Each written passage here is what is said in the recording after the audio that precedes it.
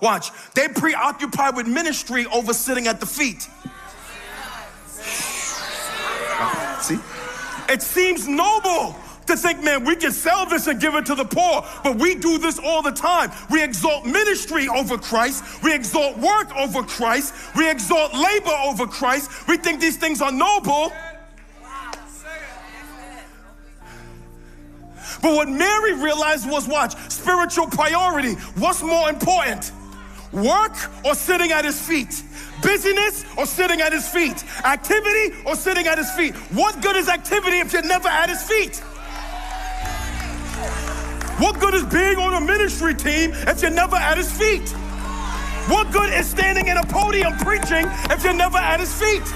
Why are we up here singing if you're never at his feet? Why are we doing podcasts and you're never at his feet? Why are we writing books and you're never at his feet? Why are we doing conferences and you're never at his feet? We're doing outreach, but you're never at his feet. We use all these Christian activities to mask the fact you have no intimacy with Christ. Enter the American church, a church full of busybodies that don't sit at his feet. This is why we meet nasty Christians all the time, and nasty leaders all the time, and nasty preachers all the time, and nasty praise and worship leaders all the time, because you gifted, but you don't sit at his feet. Busy, but don't sit at his feet.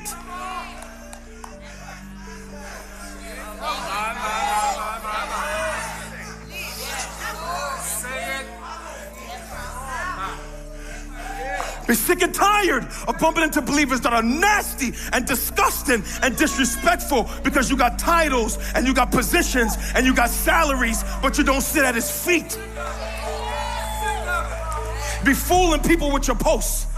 Create a platform thinking you're a real man or woman of God, but you spend no time with the Lord. I'm telling you as your pastor, brother and friend, that the better thing is not just labor, but sitting at his feet. So that from his feet comes the overflow of labor, the overflow of preaching, the overflow of singing, the overflow of service, the overflow of fill in the blank. Everything we do should be an overflow from sitting at his feet. I dare not mount this platform and proclaim nothing unless you found me at his feet first. Come find me 3 o'clock in the morning on Sundays, sitting at the feet of my Savior.